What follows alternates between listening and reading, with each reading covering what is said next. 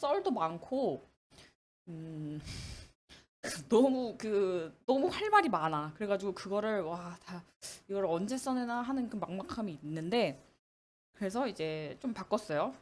주임법으로 이제 바꿨고, 제가 이제, 제가 이제 학생 때 이제 헷갈리던 거 위주로 찝어서 좀 말씀드릴게요. 자, 주임법은 결국에는 이제 대항력이랑 우선 변제권을 그 만들어 놓은 거죠. 이 법으로 이제 임차인한테 뭐 이런 거를 인도받고 주민등록 그다음에 우선 변제권은 뭐예요?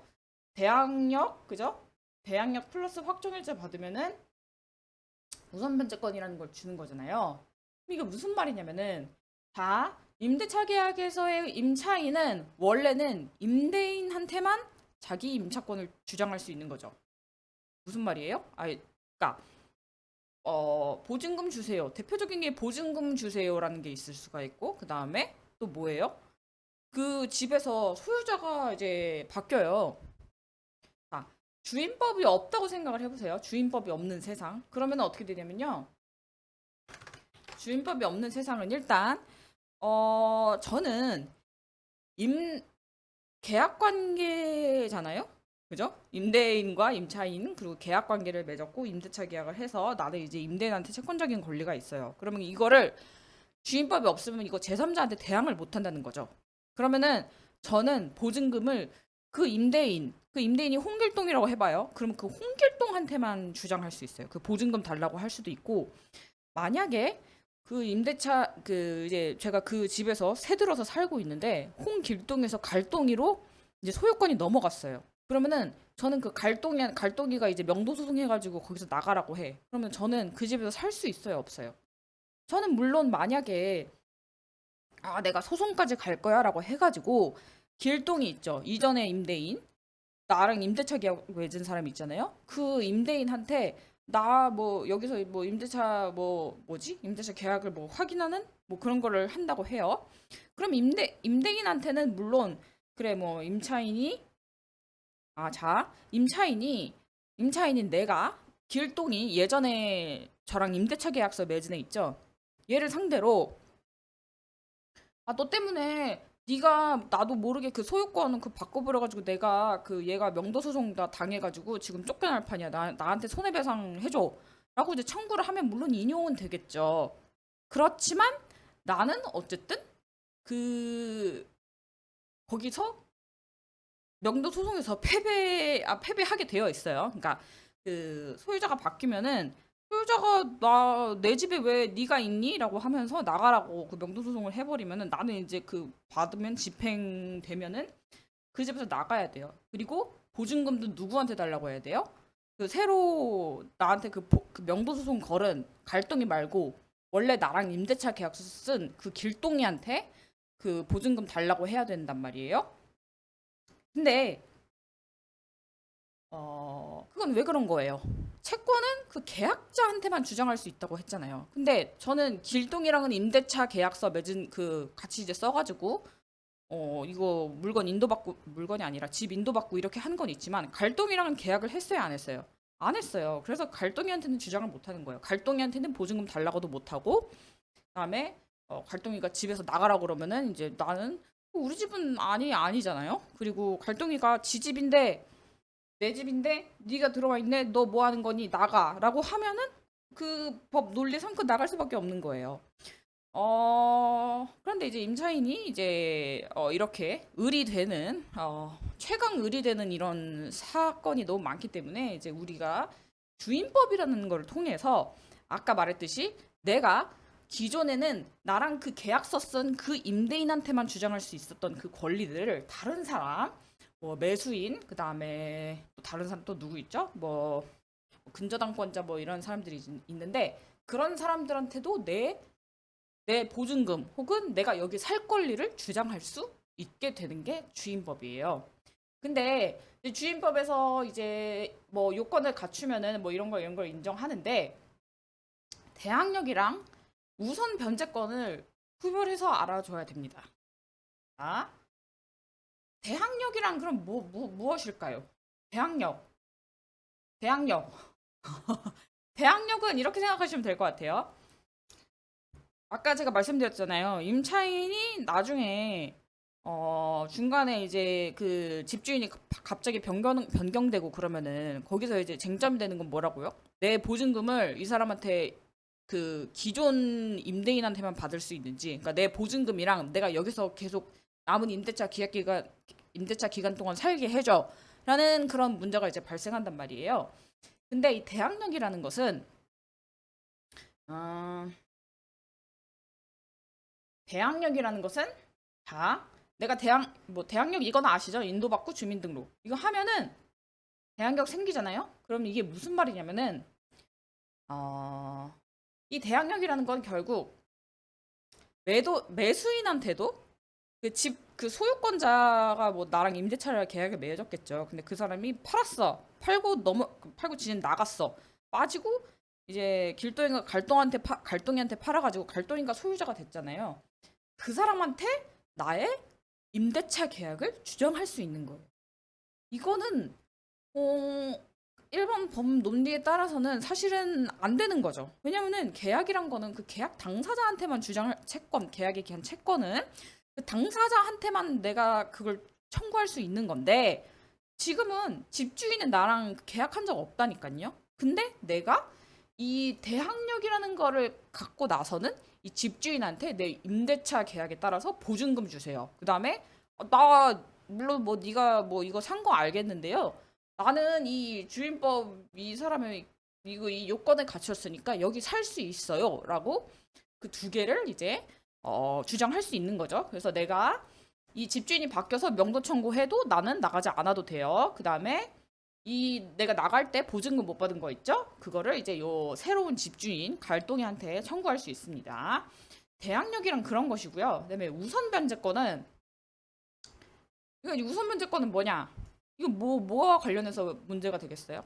나중에 임차인이 임대인한테 받을 게 있죠. 보증금. 그거와 관련해서 이제 문제가 되는 거예요.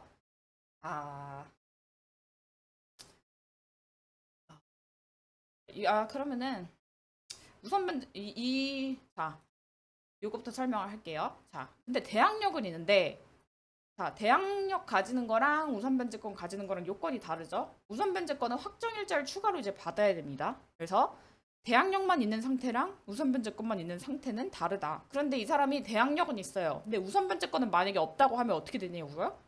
자, 경락시 임차권 소멸한다. 그러니까 무슨 말이냐?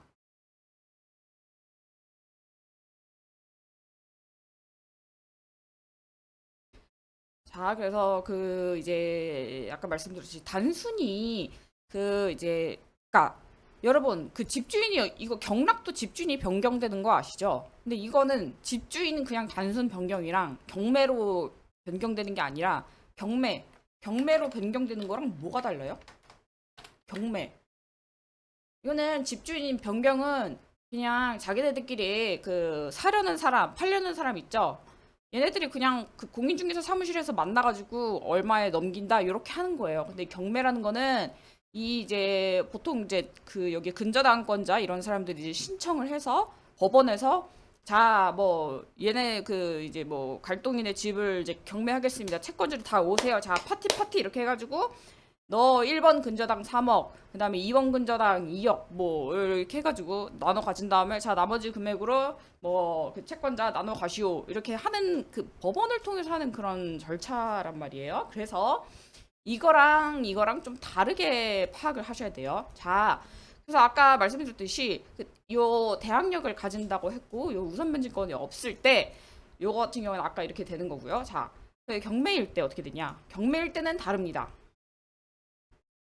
아, 자, 일단 요 경우에 요 집이 요 케이스를 좀 나눠서 경매에서 이게 조금 이제 이게 임차권이 1번으로 와 있느냐 아니느냐에 따라서 조금 법리가 달라져 가지고 그래서 이제 여기에다 제가 이제 또 설명을 해 놓으려고 한 거예요. 조금 어렵지만 그래도 봐봅시다. 자, 요 케이스 1은 뭐냐? 요 집주인이 이제 이 집주인이 6억. 이 집은 6억이에요. 6억. 자, 근데 이제 얘가 뭐 맨 처음에 이제 이 집 살 때 3억 주고 은행에다 근저당권 설정해 줬고 그다음에 그 다음에 2번 순번이 뭐냐고 보니까 날짜 순으로 이게 제가 정한 거예요. 자, 이 아까 말씀드렸듯이 1번이랑 이 근저당 이런 거는 그 이 집 등기부 때 보면 나오거든요. 근데 얘는 안 나와. 근데 어떻게 1, 2, 3번 이렇게 내가 쓸 수 있었냐고요? 자, 얘는 2010년. 2010년 너무 옛날이다. 2020년. 얘는 2020년, 2021년, 2022년. 날짜 순으로 이렇게 썼을 때 이렇단 얘기예요. 그러면은 얘는 그리고 이런 경우에 일단 포인트가 뭐냐면요. 얘가 경매 신청을 하잖아요. 경매 신청을 했다는 것은 여기서 이제 이것도 민법 뭐 상식인데 음,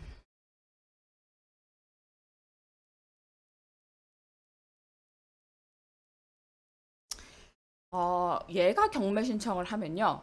그러니까 경매가 된다고 하면은 일단 을구는 다 사라진다고 보면 됩니다. 그러니까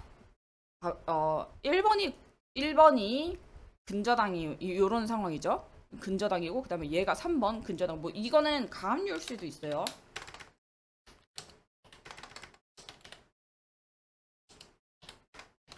압류 뭐 이런 거 있잖아요. 이런 거 있을 때 자, 얘가 하면은 얘네들도 이 경매를 신청한 걸로 봐요. 왜냐면은 얘는 일단 이거를 지금 얘도 이거를 여기다 이거 설정한 게 뭐겠어요? 지금 아직 이제 설정돼 있는 게 지금 근저당이 아직까지 설정되어 있다는 것은 뭐예요? 요 집주인이 아직 그 3억을 다 못 갚았기 때문이거든요.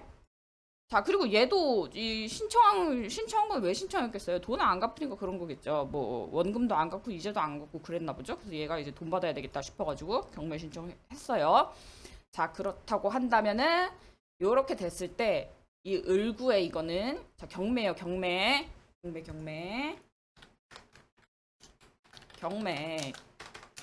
이렇게 했을 때 1, 2, 3번 싹 없어집니다. 왜 확정일자 없는 경우를 말하는 거예요. 싹 없어져요. 자, 그러면 어떻게 되냐고요? 자, 그럼 6억에서 1번 먼저 뭐 3억 가져가고 그다음에 2번 근저당권 2억 가져가세요. 그리고 얘는 확정일자가 없다고 했잖아요. 그러면은 얘는 여기서 내가 얘 근저당 1번 근저당 다음에 제가 2번으로 가져갈게요. 이런 말 할 수 있어요, 없어요? 없어요. 확정일자가 있어야지 그 권리를 인정해 주는 건데 지금 이 사람 같은 경우는 확정일자가 없잖아요. 그래서 내가 그 뭐야 여기 1억 나도 그러면은 어차피 경매된 마당에 저 보증금 못 받을 것 같으니까 1억 그 나중에 내가 나갈 때 보증금 못 받을 수 있을 것 같아. 지금 집이 경매고 난리 났잖아요. 그래서 내가 불안하잖아요. 그래서 내가 그냥 경매할 때 1억 받고 나가겠다라고 하려면은 확정 일자까지 있어야 된다. 근데 만약에 확정 일자가 없다. 그러면은 뭐예요? 얘는 1억은 얘네들 1번, 3번이 먼저 가져간 다음에 다른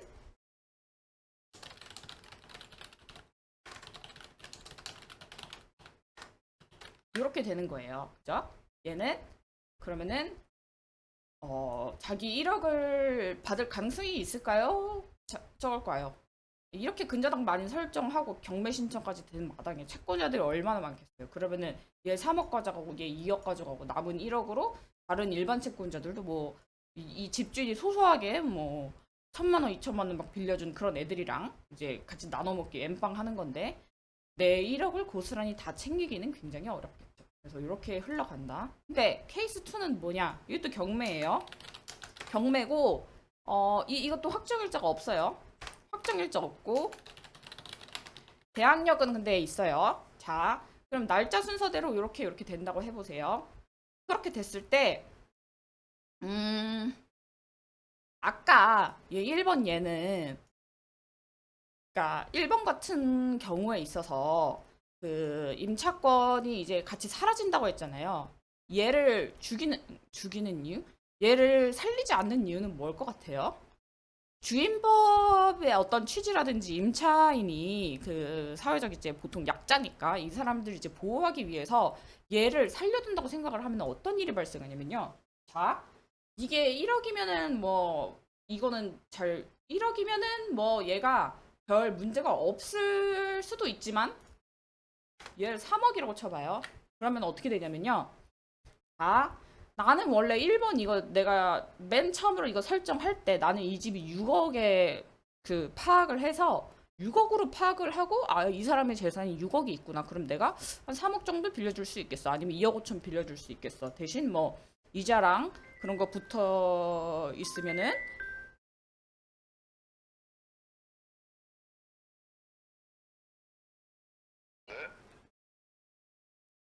전화를 또 하고 뭐 하려고 그랬죠? 자, 그래서 그래, 얘는 이제 맨 처음에 자기가 돈 빌려줄 때 그 이거 6억으로 파악하고 이제 빌려줬단 말이에요.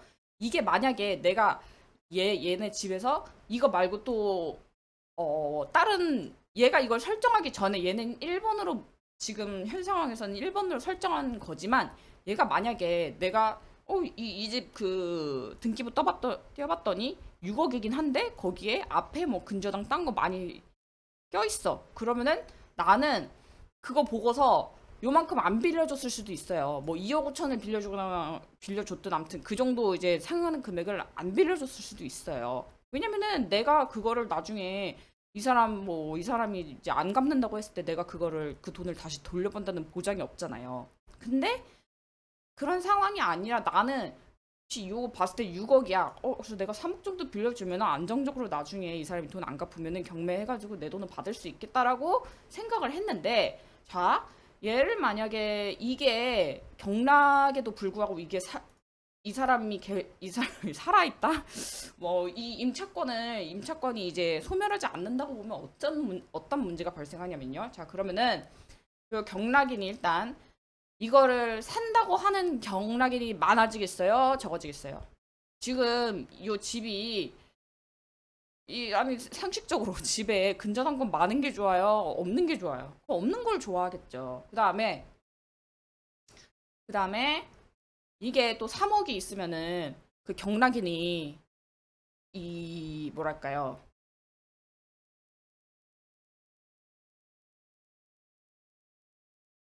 그렇게 되면은 이게 있는 거보다 없는 게 얘 입장에서는 훨씬 나은 거죠. 그죠? 이게 있으면은 원래 뭐 6억에 경매될 게 한 5억, 4억에 경매될 수도 있단 말이에요. 나는 지금 여기 들어가서 바로 살고 싶은데 누가 지금 얘가 있네? 임차인이 들어와서 살고 있네. 이걸 사용을 못 하잖아. 라고 하면서 그 6억에 사기는 안 되겠는데? 한 5억, 4억까지 해야 되겠는데? 라고 그 경매가가 떨어질 수 있어요. 그러면은 누가 이제 마른 하늘의 날벼락이죠? 얘예요, 얘. 얘는 얘가 파악한 이 집의 가치는 6억이었어요. 근데 그 후에 임차인으로 인해서 이게 이 가치가 떻게 됐어요? 4억? 4.5억? 이렇게 이거는 이제 가정적인 금액이지만 어쨌든 간에 그런 문제가 이제 발생하게 된 거죠. 그러면은 얘는 여기 이 6억으로 이 집을 파악하고 내가 일바로 게다가 일바로 이거를 이제 그 권리 분석 이렇게 해가지고 내가 돈 빌려주고 근저당 그 저기 했는데 잘못하면 이거 3억 다 못 받을 수 있게 생겼어. 왜냐?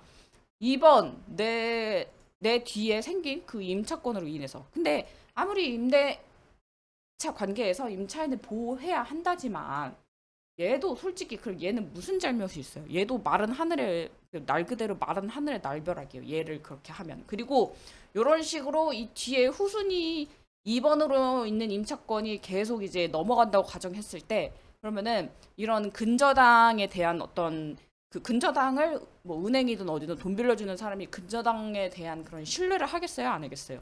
나는 분명히 6억으로 파악하고 했는데 나중에 임차인이 뭐 3억짜리 들어올 수 있고 4억짜리 들어올 수 있고 뭐 그런 경우에 내가 그러면은 뒤에 임차인이 그러니까 내가 근저당권을 설정한 이후에 임차인이 들어오느냐 안 들어오느냐에 따라서 내 그 근저당이 제대로 확보될 수는 없느냐가 달라진다고 하면은 사람들이 근저당 하겠어요 안 하겠어요? 안 하겠죠. 그럼 이게 뭐예요?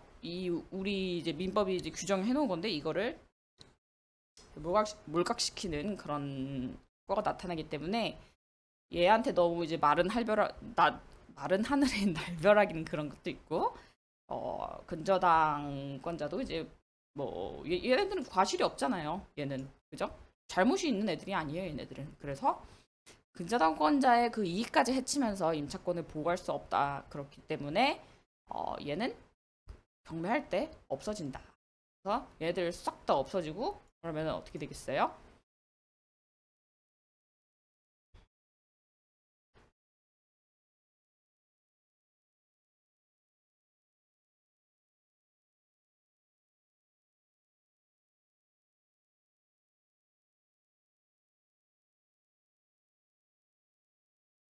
싹 다 없어지면은 이제 얘는 난감한 상황에 펼쳐지죠. 왜냐면은 기존에 이제 그냥 그 사적 계약으로 이제 값을 소유자가 이렇게 바뀌는 경우에는 이제 매수인이 임대인지위 승계한다고 했잖아요. 그래서 그 임대인한테 그 이제 자기 보증금이랑 이제 여기 살 수 있어요라고 할 수 있었는데 이제 지금은 얘는 굉장히 힘든 상황이 됐죠. 지금 이제 경락인한테 대항할 수 없어요. 이거는 다 없어진다고 했고 그 임차권이 없어진다고 이제 보기 때문에 이제 얘는 조금 그렇기 때문에 이제 확정일자라도 받아두라는 겁니다.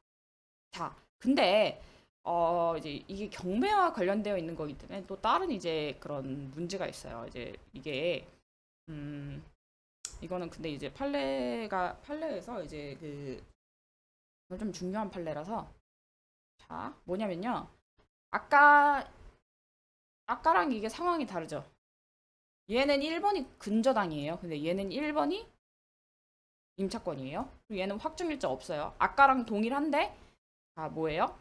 얘는 1번이 임차권. 그다음에 근저당. 자 그러면은 여기서 1 근저당권자는 얘는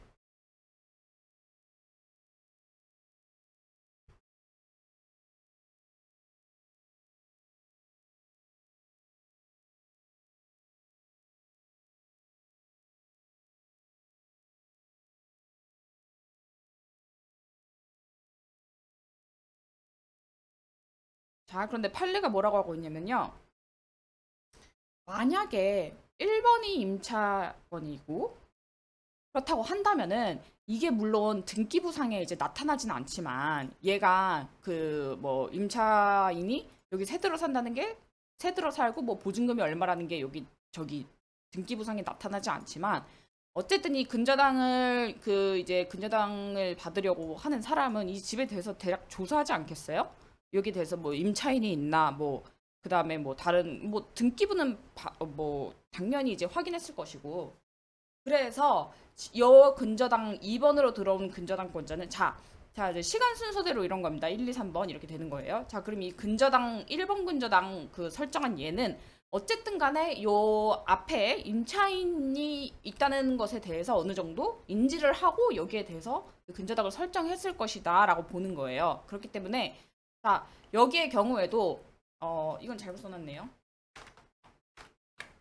2, 3만 완소멸. 자, 여기 경우에도 얘가 근저당 얘가 신청하잖아요. 그러면은 근저당은 싹 다 없어집니다. 그런데 자, 이 근저당권자도 어쨌든 그 임차인이 여기 뭐 살고 있는 거라도 대략 확인하지 않았겠느냐. 그리고 얘네들이 그래도 보증금이 대략 얼마인지는 알지 않았을 거냐. 그것까지 이제 감안해서 얘네들이 돈을 빌려주고 뭐 실제로는 이 집이 이제 시가가 6억이지만 뭐 이런 보증금이 어느 정도 얼마 정도 나갈 거다. 나중에 그러면은 경매 가격이 얼마가 되겠네? 그럼 나는 얼마나 가져올 수 있겠네? 라고 2번, 3번 근저당권자가 어느 정도 예상을 할 수 있었기 때문에 이런 경우에는 얘 같은 경우에는 마른 하늘의 날벼락이었죠. 근데 얘 같은 경우에는 마른 하늘의 날벼락이 아닌 게 자기네들이 이거 근저당 설정하면서 등기부 플러스 그 뭐 현장 그 집에 가서 조사하고 그럴 때 그걸 어느 정도 알 수 있었는데 그럼에도 너네가 이 근저당을 했다는 것은 너네도 이 임차인이 나중에 나갈 때 뭐 보증금이라든지 그다음에 아니면은 뭐 경락이 됐을 때 얘네가 대항할 수 있는 거를 이제 알 수 있지 않았냐라는 차원에서 이 앞에 거랑 다르게 봅니다. 그래서 이 경우에는 얘네 둘은 사라지는데 얘는 살아남습니다. 자, 1번 임차권 살아남습니다. 그럼 어떻게 돼요? 대항력 가지는 거죠.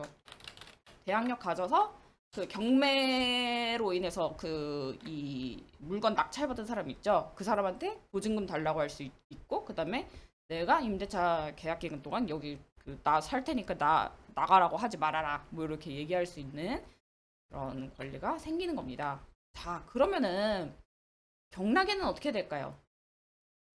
자, 경락인도 뭐 이런 거를 자기가 이제 그 경매를 해가지고 내가 이거 얼마 주고 뭐 6억짜리지만 뭐 내가 이제 집에 가서 뭐 이제 그 문 두드려 보고 여기 사람 사세요 사세요 뭐 여기 혹시 뭐 여기 임대차 사시는 거예요? 아 그래요? 보증금은 얼마예요? 라고 하면서 자기가 이거를 임차인이 여기 이제 여기 보호되는 어떻게 보면 경매 시에 이제 보호되는 임차인 있죠. 보호되는 임차인이 있다는 것을 자기가 알고 이 경매를 이제 경매에 참가했을 때는 이 사람은 요거를 이제 생각을 해서 좀 깎아가지고 이제 그 돈을 내고 그 집을 샀겠죠. 근데 만약에 뭐 또 이런 경우도 있을 수가 있잖아요. 이 경락인이 완전 이런 거 몰라.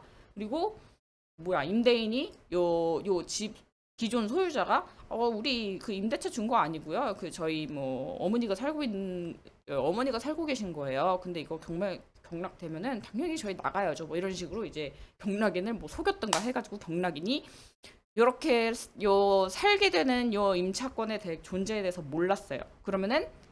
그러면은 어쨌든 그 사람도 마르는 하늘의 날벼락이죠. 경락인도. 왜냐? 나는 이거 있는지 모르고 6억에 샀는데 알고 보니까 그게 여기 살고 있는 분이 그 임대인 뭐 어머니가 아니라 그냥 임대인이랑 아무런 연고도 없는 임차인이었어. 그러면은 내가 그 보증금 반환도 해줘야 되고 그다음에 내가 지금 그 집에 들어가서 살지도 못해. 왜냐? 그 임차인이 자기 임차권을 이제 보장받을 수 있으니까. 그러면 이제 저는 어떻게 해야 되냐? 이럴 때 이제 이 경락에는 뭐 자기가 이제 물건 아무튼 이제 받았는데 음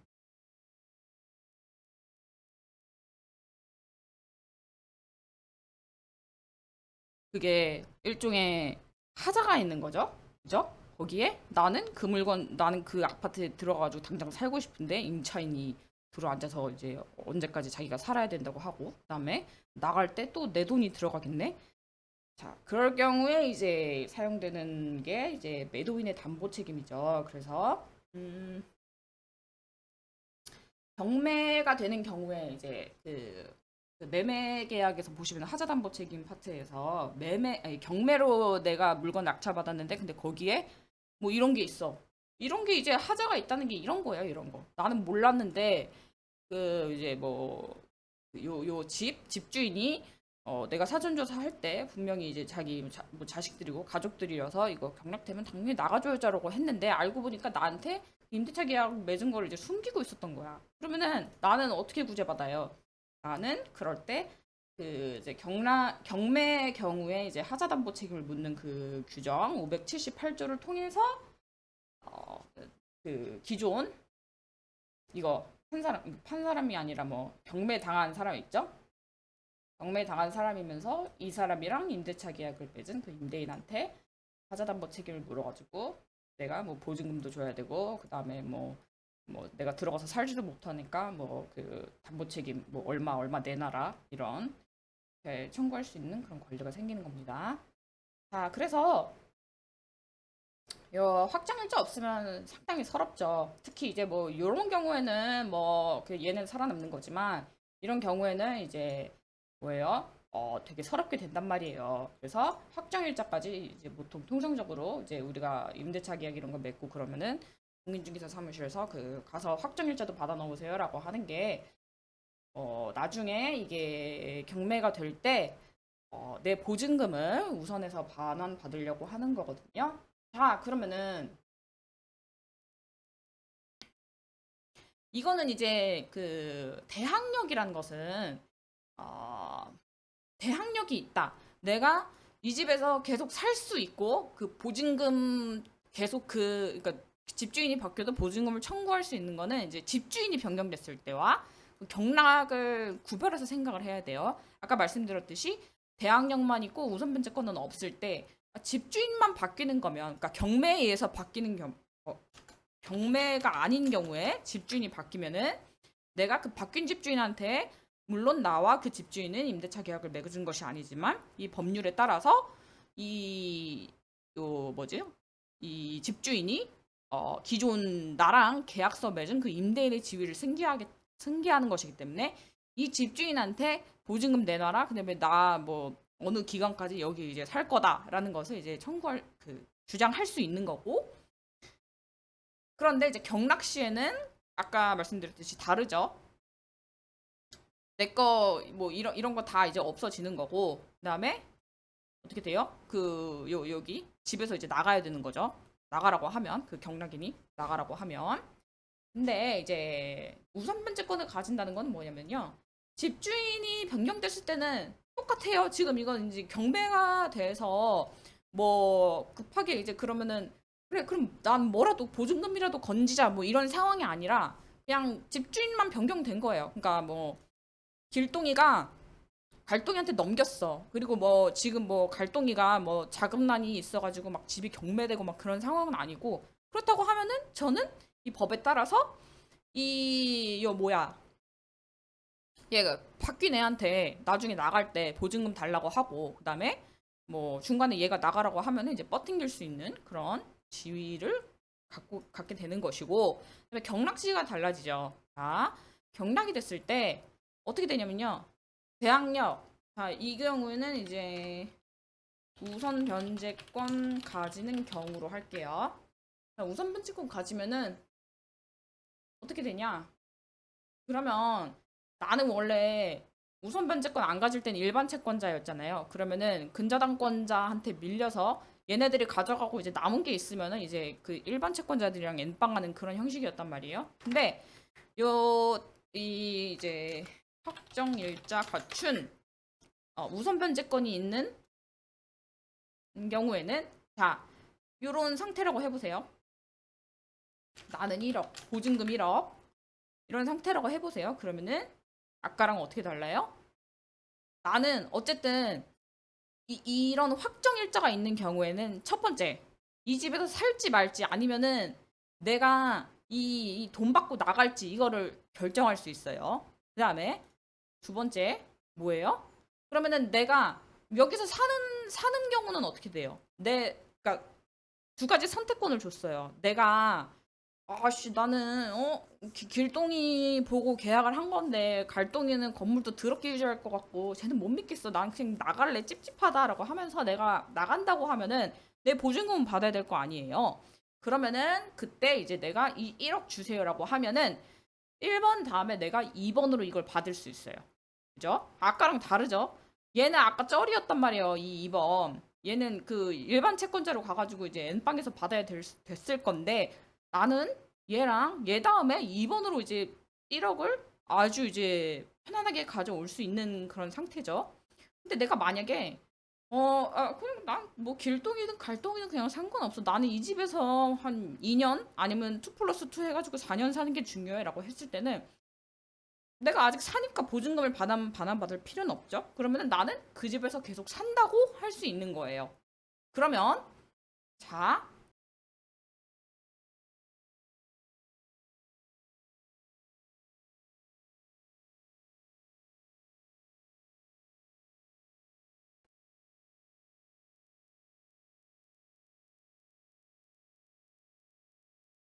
그래서 이렇게 경매가 돼서 그냥 난 나갈랜다 싶으면은 이제 1억 받고 나가는 거고 2번이니까 1억 받고 나가는 거고 아니다 나는 여기 살겠다 그러면은 이제 살 수 있는 그런 권리를 부여해 줍니다.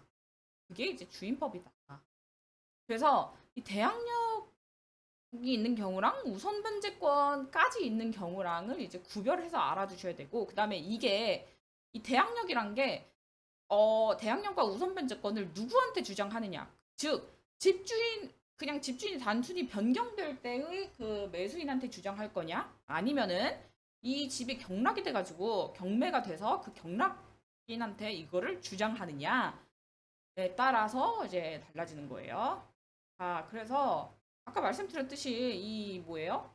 이 확정일자 가지면은 이제 그 대항력이랑 우선 변제권 가진다고 했잖아요. 그러면은 순위에 따라 변제권 가진 이게 이거예요.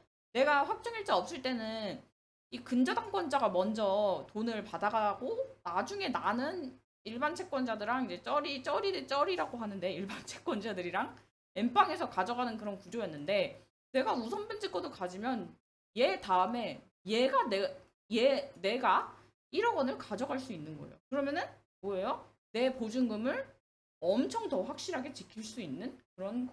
그리고 이거는 나는 일반 채권자의 지위로 받는 게 아니라 나는 그러니까 일종의 이게 물권화 된 거죠. 이렇게 확정 일자를 함으로써 그래 교과서에서도 이렇게 써져 있어요. 법정 담보 물권 성격을 가진다. 법정 뭐냐? 주임법에 따라서 이 물건이 이제 어떻게 보면은 생긴 거죠. 원래는 내가 뭐 물권 계약을 한 건 아니잖아요. 나는 그 임대차 계약 그 채권 계약을 하고 그다음에 뭐 인도 주민등록 확정일자 이게 뭐 물권 계약은 아니란 말이에요. 근데 어쨌든 이 주임법에 의해서 나는 이런 요건을 갖추니까 이제 물권자가 됐어. 그래서 물권자가 됐기 때문에 내가 근저당 그 1번 다음에 2번으로 이거를 1억을 받아갈 수 있는 거죠. 그래서 주임법은 이렇게 이해하시면 되겠습니다. 이게 이제 메인이고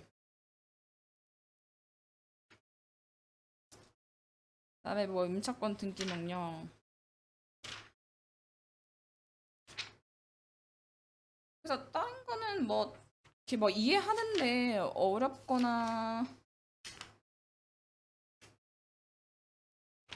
어렵지는 않은데 이제 경매가 되는 이런 경우에 그러니까 단순히 집주인이 바뀌는 경매가 아니라 그냥 얘네들은 뭐 매도 매수겠죠. 아니면 뭐 증여 뭐 이런 걸 수도 있는데 대부분 이제 뭐 집을 이제 뭐 난 팔랜다. 뭐 그래 뭐 6억에 팔래 뭐 이렇게 해가지고 이제 사는 경우겠죠. 근데 이거는 경매라는 것은 이제 그 어떤 집주인, 매수인, 매도인 자기네들의 어떤 사적 계약이 아니라 이건 이제 법원에서 이거 하는 절차란 말이에요. 이 경매는. 그래서 조금 이제 다르다.